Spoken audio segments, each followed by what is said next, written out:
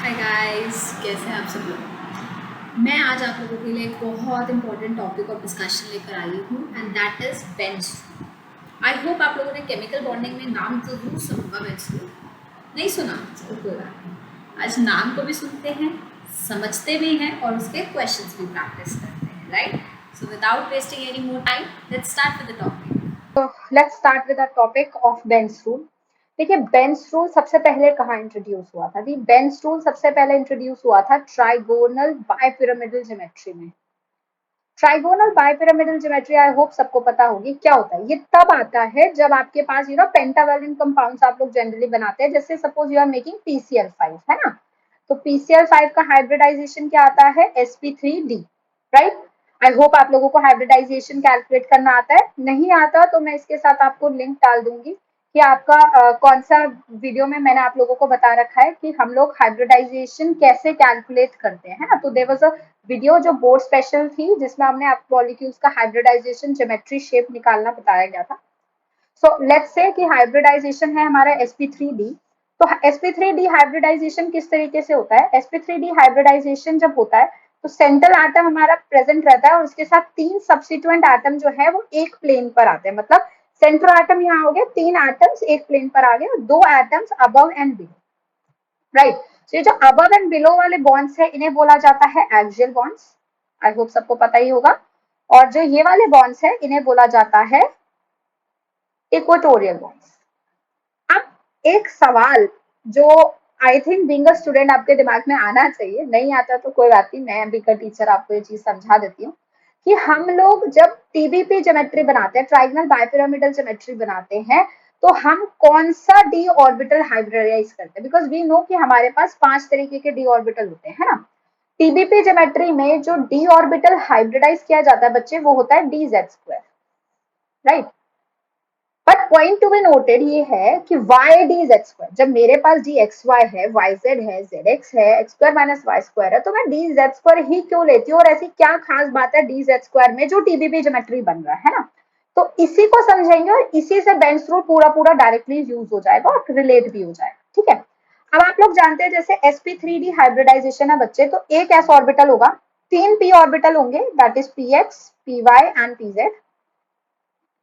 साथ में एक डी ऑर्बिटल मैंने ले लिया dz स्क्वायर। जैसे मैंने आपको बताया कि TBP ज्योमेट्री इस तरीके से है कि आपका जो तीन बॉन्ड्स है इक्वेटोरियल बॉन्ड्स, वो एक प्लेन पर होता है। लेट्स से फॉर एग्जांपल ये पेंटाबी एक प्लेन मान लीजिए आप लोग, है ना। तो एक सेंट्रल एटम यहाँ होगा, एक एटम इस कॉर्नर पर होगा, एक एटम इधर होगा, एक एटम इधर होगा। दिस प्लेन पे तीन एटम है, इक्वेटोरियल बॉन्ड्स जिसे हम बोल रहे हैं। Let's assume this plane to be X Y plane. अगर ये प्लेन मेरा एक्स वाई प्लेन बन गया, then obviously perpendicular to the X Y plane I am going to have Z axis. So ये जो एक्सियल बॉन्ड्स है automatically वो कौन से एक्सिस पर आ गए? जेड एक्सिस पर आ गए, है ना। तो जो भी ऑर्बिटल्स, ध्यान से सुनेंगे, जो भी ऑर्बिटल्स एक्स वाई प्लेन की तरफ डायरेक्टेड होंगे, एक्स वाई प्लेन की तरफ होंगे, वो सारे इक्वेटोरियल बॉन्ड्स बनाएंगे। और जो भी ऑर्बिटल जेड एक्सिस के ऊपर डायरेक्टेड होंगे वो सारे एक्सियल बॉन्ड्स बनाएंगे, राइट।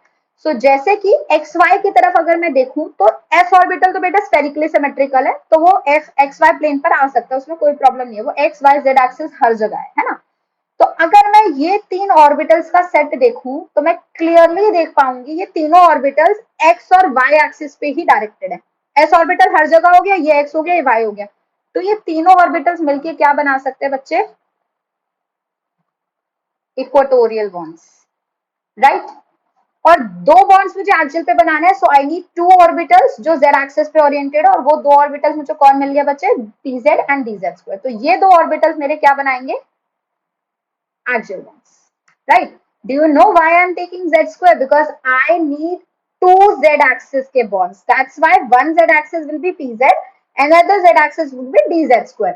अगर मैंने by chance, just I am deviating you a little bit from the topic, बस एक छोटी सी चीज बताने के लिए कि बाई चांस अगर मैं यहाँ पे डी जेड स्क्वायर नहीं लेती और मैं चाहती कि यार मैं हाइब्रिडाइज कराऊंगी d x square minus Y square को rather than d Z square, then you will understand कि चार बॉन्ड्स तो बच्चे बनते एक्स वाई एक्सिस पर, राइट, एक्स वाई प्लेन पर टेक्निकली, क्योंकि चार ऑर्बिटल आपने एक्स वाई वाले लिए और एक बॉन्ड आपका जेड एक्सिस पर बनता।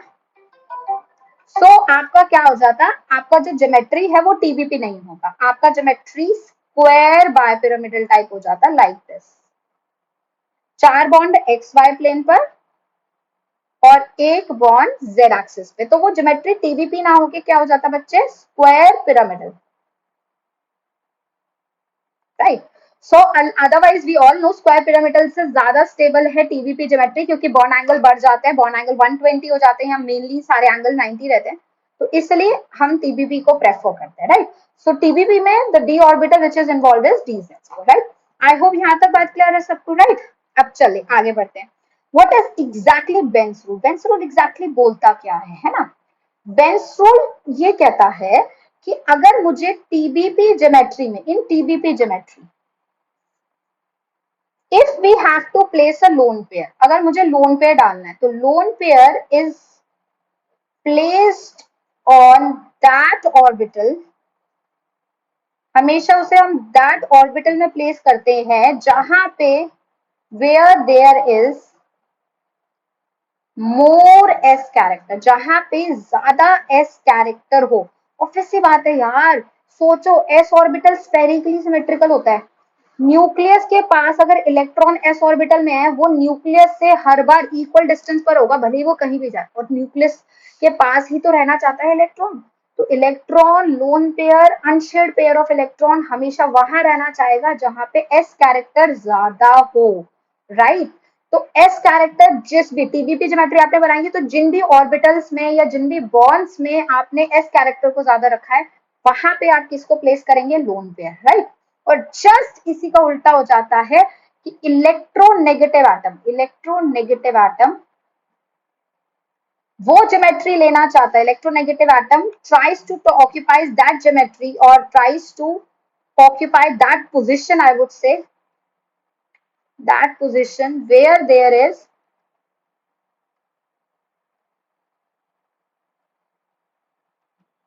मोर पी एंड डी कैरेक्टर। तो जब लोन पेयर वहां रहना चाहता है जहां एस कैरेक्टर ज्यादा है, इलेक्ट्रोनेगेटिव वहां रहना चाहता है जहां पी एंड डी कैरेक्टर ज्यादा, because P and d character जो होते हैं वो न्यूक्लियस से, पी ऑर्बिटल और डी ऑर्बिटल इस तरीके से होते हैं कि न्यूक्लियस से दूर इलेक्ट्रॉन सबसे ज्यादा टाइम स्पेंड करता है। इलेक्ट्रोनेगेटिव यही चाहता है कि मेरे पास इलेक्ट्रॉन हो, न्यूक्लियस के पास ना हो, है ना। तो इस वजह से इलेक्ट्रोनेगेटिव कहाँ जाएगा, इलेक्ट्रोनेगेटिव वहां जाएगा जहां पी एंड डी कैरेक्टर ज्यादा, कौन, इलेक्ट्रोनेगेटिव। और एस कैरेक्टर जहां ज्यादा है वहां कौन जाने वाला है, वहां जाने वाला है अनशेयर्ड पेयर ऑफ इलेक्ट्रॉन या फिर लोन पेयर, राइट। ये एग्जैक्टली मेरा बेंस रूल होता है, जिसको सरल भाषा में बोल लूं या फिर बिना रीजन दिए आप लोगों को ये रटवा दिया जाता है कि टीबीपी ज्योमेट्री में you have to place lone pair on, you have to place lone pair on equatorial position. या तो आप लोगों को ये बता दिया जाता है कि भाई इक्वेटोरियल पे प्लेस करना है कि रिपल्शन कम हो, या फिर आप लोगों को बस ऐसे दे दिया जाता है कि भाई हाँ इलेक्ट्रोनेगेटिव को जो लोन पेयर को जो है हमेशा इक्वेटोरियल पे डाल दीजिए, और इलेक्ट्रोनेगेटिव को जो है वो हमेशा कहाँ लगा दीजिए, एक्सियल पे। जरा मुझे ये सारे बच्चे बताएंगे एक बार कि कितने बच्चे ऐसे थे जिन्होंने बिना रीजन जाने इस चीज को याद कर लिया था, है ना। तो अब मैं आपको रीजन दे रही हूँ कि बेंस रूल एग्जैक्टली है क्या। वो यही बोलता है कि आपको लोन पेयर को कहाँ रखना है जहाँ एस कैरेक्टर ज्यादा हो। अभी मैंने आपको क्या बताया कि ये जो 3 बॉन्ड्स हमने इक्वेटोरियल के बनाए हैं बच्चे, ये तीनों बॉन्ड्स जो हमने एक्स वाई प्लेन पर बनाए हैं, जो सारे के सारे इक्वेटोरियल हैं, ये कौन से ऑर्बिटल को हाइब्रिडाइज करके बने हैं, S and P X P Y. तो मतलब एस कैरेक्टर ऑब्वियसली कहाँ ज्यादा हो गया, इक्वेटोरियल बॉन्ड्स पे ना। सो इक्वेटोरियल बॉन्ड्स है ऑब्वियसली मोर एस कैरेक्टर, इस वजह से हम लोन पेयर को यहाँ पर जो है प्लेस करते हैं। और जो एक्सियल बॉन्ड्स है वो अभी मैंने आपको बताया ये कब बनते हैं, जब आप pz और dz स्क्वायर को मिलाते हैं। तो p एंड d कैरेक्टर कहाँ ज्यादा हो गए, एक्सियल बॉन्ड्स पर, और इसलिए एक्सियल बॉन्ड्स पे हम किसको प्लेस करते हैं, इलेक्ट्रोनेगेटिव को, और इक्वेटोरियल बॉन्ड पे हम किसको प्लेस करना चाहते हैं, लोन पेयर को, है ना। तो जो भी आप मॉलिक्यूल का स्ट्रक्चर बनाते हैं, जैसे कि आप ClF3 बनाते हैं, में 3 बॉन्ड पेयर 2 लोन पेयर होता है। अब लोन पेयर को कहाँ कोशिश करेंगे प्लेस करने की, where to place the lone pair, lone pair needs to be placed on equatorial position. किसी भी 2 इक्वेटोरियल पे लोन पेयर डालिए, बाकी 3 जगह फ्लोरीन लगा दीजिए, जिस वजह से मॉलिक्यूल क्या बन जाता है बच्चे, टी शेप का बन जाता है, राइट। समझ है मेरी बात को। तो एक्चुअली में this is a mere conclusion of Bent's rule. I hope आप लोगों को ये बात अच्छे से समझ आई कि बेंस रूल एग्जैक्टली बोलता क्या है। At times it's important that we should know the reason, है ना। रीजन नहीं समझते तो केमिस्ट्री बड़ा रटने वाला गंदा सा सब्जेक्ट लगता है कि बस डेटा देते रहते हैं, हम रटते रहते हैं। ऐसा नहीं है, केमिस्ट्री में ऐसा नहीं है। केमिस्ट्री में चीजें बहुत कंसेप्चुअल है, बेसिक से उठानी पड़ती है। बेसिक नहीं बनाया जाएगा और फिर तो डेटा ही देना पड़ेगा, फिर कोई ऑप्शन ही नहीं है। बेसिक नहीं तो बनाना ही पड़ेगा बच्चे का, है ना। तो इस तरीके से आप लोन पेयर को हमेशा इक्वेटोरियल पे प्लेस करेंगे। एंड अगर आपके पास कुछ ऐसे मॉलिक्यूल्स आते हैं जिसमें इलेक्ट्रोनेगेटिव एटम है, then always try to place equal axial position पे more electronegative and less electronegative on equatorial, है ना। तो PF2Cl3 में फ्लोरीन को एक्सियल पे रखेंगे एंड दैट्स अगेन, ये both of them are following right. चलो, वेल डन। वेंस रूल तो समझ आ गया, लेकिन अब मैं आपको कुछ और इंटरेस्टिंग और नई चीज बताने वाली हूँ and that is extension of Bent's rule. This is gonna be very very important ना। अगर आप एक जेई मीन्स जे एडवांस या फिर नीट एस्पायरिंग कैंडिडेट है, आपको एक्सटेंशन ऑफ बेंस रूल करना ही पड़ेगा भैया। बिना एक्सटेंशन ऑफ बेंस रूल से सवाल नहीं बनेंगे। पास्ट ईयर्स को देखिए, बेंस रूल के एक्सटेंशन के ऊपर बेहद नंबर ऑफ सवाल पास्ट ईयर्स में कई बार पूछे गए हैं, है ना। तो एक्सटेंशन ऑफ बेंस रूल क्या है, राइट। देखिए, बेंस रूल का एक्सटेंशन वही बात बोल रहा है जो बेंस रूल बोल रहा है, बट थोड़ा सा अलग तरीके से, है ना। बेंस रूल ने हमें क्या बोला, बेंस रूल जी हमें ये कहते हैं कि इलेक्ट्रोनेगेटिव को कहाँ लगाइए, जहां percentage P and D character ज्यादा है। एक्सटेंशन ऑफ बेंस रूल इसी चीज को उल्टा बोल देता है ना। एक्सटेंशन ये कहता है इफ इलेक्ट्रोनेगेटिव इज प्रेजेंट, अगर इलेक्ट्रोनेगेटिव प्रेजेंट है किसी बॉन्ड पे, तो वो अपने आप ही उस बॉन्ड के अंदर P और D कैरेक्टर को बढ़ा देता है। Electronegative is present, it automatically increases percentage P and percentage D character in that bond.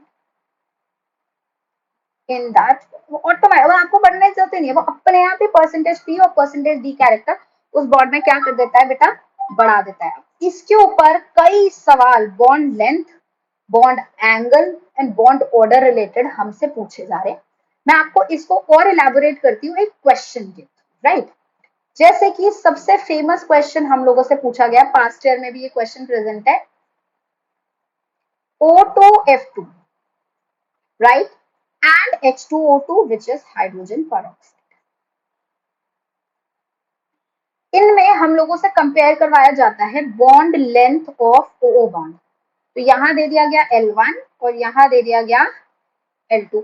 बोला जाए, अब बताइए L1 और L2 क्या होगा, है ना। ऑप्शन दे दिया L1 greater than L2, second option दे दिया L2 लेस देन या L2 ग्रेटर देन L1 दे दिया लेट्स से, थर्ड ऑप्शन दे दिया L1 और L2 बराबर है, और फोर्थ ऑप्शन दे दिया भैया हमें ना पता क्या होगा, कैन नॉट प्रेडिक्ट, है ना।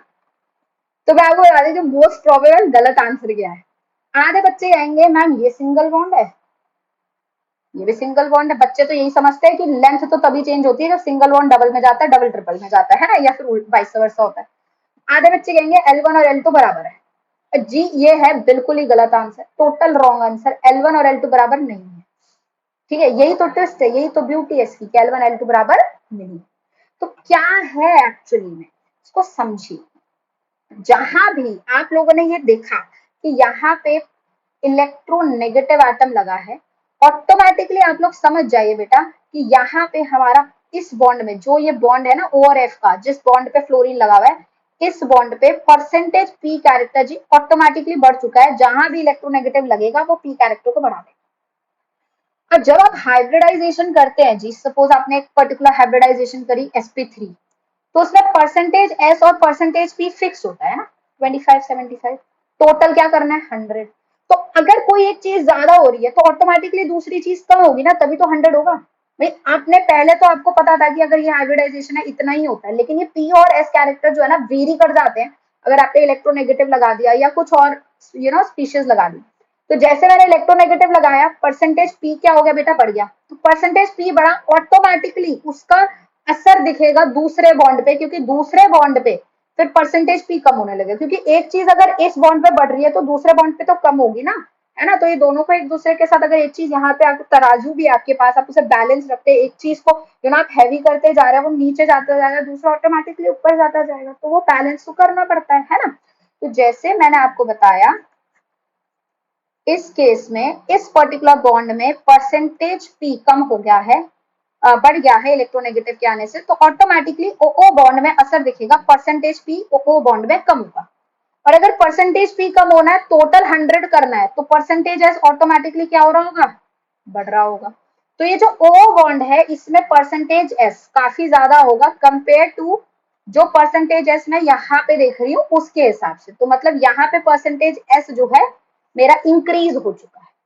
और परसेंटेज एस इंक्रीज हो या पी डिक्रीज हो, बेटा बॉन्ड लेंथ बॉन्ड ऑर्डर पे अफेक्ट आता है। इसको ध्यान रखने के लिए आप हमेशा, जैसे आप भूल जाए कि याद कैसे रखा जाए कि किससे रिलेट करना, आप इनसे रिलेट करिए।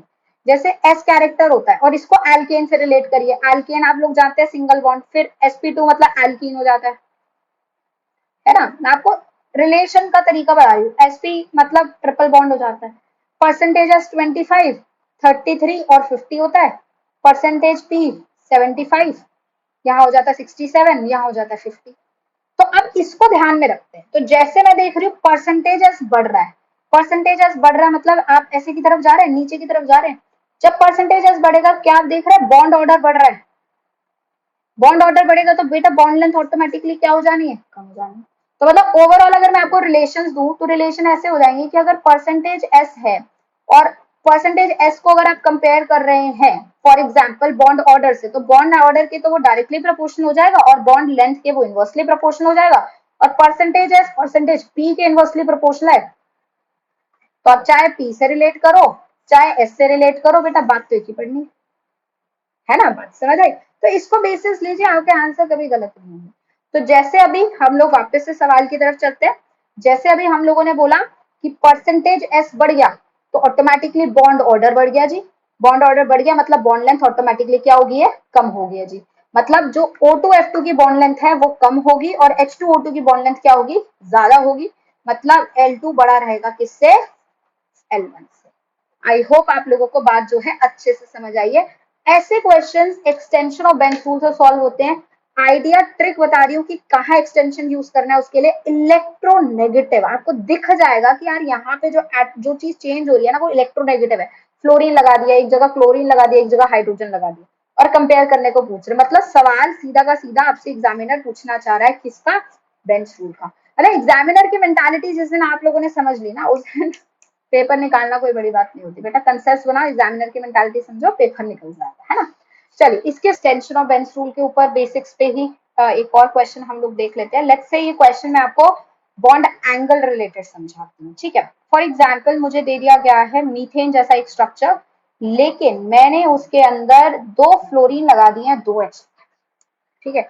मैं आपसे 3 एंगल का ऑर्डर पूछती हूँ कि एक एंगल हमने लिया है HCH का बॉन्ड एंगल, एक एंगल हम ले रहे हैं फ्लोरीन कार्बन H का बॉन्ड एंगल और एक एंगल हम ले रहे हैं फ्लोरीन कार्बन और फ्लोरीन का, है ना। मतलब the 3 angles I am mentioning here, one angle is this is let's say theta 1, one angle is this is theta 2 and this angle is theta 3, so this is theta 1, this one is theta 2 and this is theta 3।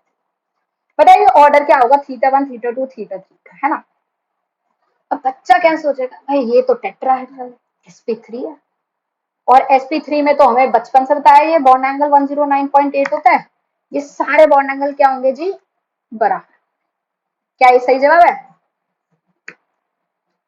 Not at all, ठीक है। जो आपका most expected wrong answer है वो ये है, angle same नहीं है। और अगर आप केयरफुली देखोगे, ध्यान से देखोगे, आपको दिखेगा कि यहाँ पे उसने इलेक्ट्रोनेगेटिव लगाया, मतलब वो बेंस रूल से खेलना चाह रहा है। अब आप बेंस रूल समझिए, क्या डिस्कस किया भाई बेंस रूल में, परसेंटेज पी कैरेक्टर चेंज होगा, यही डिस्कस किया ना। तो उससे बॉन्ड लेंथ बॉन्ड एंगल सब चेंज होता है यार, हाइब्रिडाइजेशन से रिलेट कर रहे हैं ना चीज, तो सब चेंज होंगी। अब जरा देखें, इसको मैं यहाँ बना देती हूँ। तो इन बॉन्ड्स में बेटा, इस वाले बॉन्ड्स में क्या हो गया, फ्लोरीन लगने से इन दोनों बॉन्ड्स पे क्या हो गया, परसेंटेज पी कैरेक्टर क्या हो गया जी, बढ़ गया। अब यहाँ परसेंटेज पी बढ़ेगा तो बाकी 2 बॉन्ड्स जो हाइड्रोजन के साथ वाले बॉन्ड्स है, ये वाले जो बॉन्ड्स है, इनमें परसेंटेज पी क्या होगा यार, कम होगा। तो इनमें परसेंटेज पी कम होगा तो इनमें परसेंटेज एस बढ़ेगा, और इस वाले बॉन्ड में जो फ्लोरीन वाला है उसमें परसेंटेज एस कम हो जाएगा। तो एस ले लो या पी ले लो और एंगल से रिलेट करो। देखो रटना वटना कोई कहानी नहीं है, आपको चीजों को बेसिक से रिलेट करना है ताकि कहीं फंसो तो आंसर खुद निकाल रहा है। बेटा बॉन्ड एंगल यहाँ 109.8 होता है जी, यहाँ पे कितना होता है जी 120 होता है जी, यहाँ 180 होता है जी। अभी बताया ऊपर से नीचे परसेंटेज एस को अगर रिलेट कर रही हूँ तो 25 से 33 जाती हूँ जी 50 जाती हूँ। मतलब परसेंटेज एस अगर बढ़ रहा है तो क्लियरली दिख पा रहा है बेटा कि बॉन्ड एंगल बढ़ रहा है,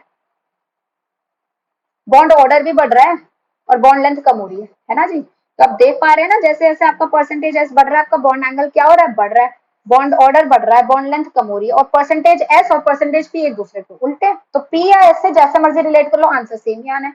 मैं एस से रिलेट करा देती हूँ, तो मैं अगर एस से रिलेट कराऊंगी तो जहां पे बेटा एस ज्यादा होगा वहां बॉन्ड एंगल ज्यादा। अब बताइए एस ज्यादा कहां पर है अभी, हाइड्रोजन की साइड एस ज्यादा या फ्लोरीन की साइड, हाइड्रोजन की साइड एच ज्यादा है, तो बॉन्ड एंगल हाइड्रोजन की साइड क्या होगा बच्चे, ज्यादा होगा। तो जैसे जैसे हाइड्रोजन कम होते जाएंगे बॉन्ड एंगल क्या होता जाएगा, कम होता जाएगा, ऑर्डर आएगा। बात समझ आई सबको, राइट।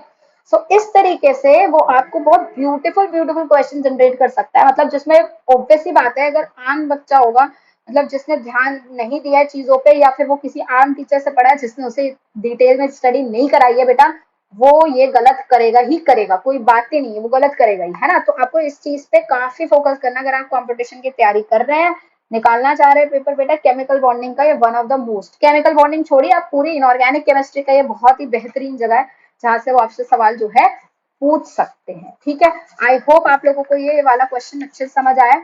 इससे पहले वाइंड अप करें, एक और बस एक और सवाल कर लेते हैं, फिर और अच्छे से चीजें जो है दिमाग में घुस जाएंगी। करेक्ट। अब इस सवाल को मैं किसी भी तरीके से रिलेट करा सकती हूँ। लेट्स मेक एल्केन के ऊपर हम सवाल बना देते हैं, है ना। मैंने यहाँ CH3 दिया एल्केन का, यहाँ मैंने क्या कर दिया CH3 CF3 कर दिया, और यहाँ मैंने क्या कर दिया CF3 CF3 कर दिया, यहाँ लिख देते CF3 CF3। ठीक है, तो आपको दिख रहा होगा, अब आपको आइडिया मिल गया होगा, वो दिख रहा होगा कि हम जो है इलेक्ट्रोनेगेटिव एटम्स क्या करते जा रहे हैं, ऐड करते जा रहे हैं। तो बस बॉन्ड लेंथ के ऊपर सवाल पूछ लेती हूँ, L1G L2G L3G, बता दीजिए क्या होगा। अभी डिस्कस किया बिल्कुल अभी कि इलेक्ट्रोनेगेटिव एटम लगा होगा तो परसेंटेज पी क्या होगा जी, बढ़ेगा, परसेंटेज पी बढ़ेगा मतलब परसेंटेज एस ऑटोमेटिकली क्या होता जाएगा, कम होता जाएगा। तो इन बॉन्ड्स में परसेंटेज एस काफी कम होगा फ्लोरीन की वजह से, यहाँ पे देखिए। अब बॉन्ड्स के ऊपर भी बड़ा फोकस रहना है ना, इन बॉन्ड्स में, इन वाले बॉन्ड्स में परसेंटेज एस कम हो गया, लेकिन क्या मुझे इसकी लेंथ बतानी है, ना रे ना, इस बॉन्ड की थोड़ी लेंथ बतानी है भाई, लेंथ तो इस बॉन्ड की बतानी है। तो ऑटोमेटिकली इस बॉन्ड में एस कम हुआ है तो इस बॉन्ड में तो एस बढ़ गया, है ना। बॉन्ड परसेंटेज एस कैरेक्टर बढ़ा और बॉन्ड ऑर्डर बढ़ा और बॉन्ड लेंथ कम हो गई, मतलब सबसे कम बॉन्ड लेंथ किसकी होगी, फ्लोरीन वाले की, और सबसे ज्यादा बॉन्ड लेंथ किसकी होगी, इथेन वाले की। मतलब अगर बॉन्ड लेंथ का सवाल बोल दिया जाए तो L1 L2 L3। अच्छा आ जाए। तो इसके साथ आज का लेक्चर खत्म करती हूँ। फिर एक और चीज बहुत इंपॉर्टेंट आपको बता देती हूँ, बेंस रूल में सिर्फ bond length bond angle related question नहीं आते जनाब। बॉन्ड लेंथ बेंस रूल से रिलेटेड अगर आपके पास ऑड इलेक्ट्रॉन स्पीशीज है, उसकी हाइब्रिडाइजेशन कैलकुलेट करनी है। जैसे सवाल आते हैं ना CH3 रेडिकल का हाइब्रिडाइजेशन बताइए, CF3 रेडिकल का हाइब्रिडाइजेशन बताइए, NO2 रेडिकल का हाइब्रिडाइजेशन बताइए, NO2 ऑड इलेक्ट्रॉन होता है हम लोग सब जानते हैं, है ना। ClO2 का हाइब्रिडाइजेशन बताइए। इन सब का हाइब्रिडाइजेशन भी अगर आपको कैलकुलेट करना बेटा तो आप बेंस रूल की हेल्प ले सकते हो। वैसे इसके ऊपर एक वीडियो मैं ऑलरेडी बना चुकी हूँ, I think 4 marks for short series की है, अगर नहीं देखी तो उसको भी देख लीजिएगा, नहीं तो एक वीडियो और बना दिया जाएगा ताकि और इलेक्ट्रॉन स्पीशीज की भी हाइब्रिडाइजेशन आप लोग कैलकुलेट कर सकें, राइट। आई होप ये सबको समझ आया। See you all in the next session.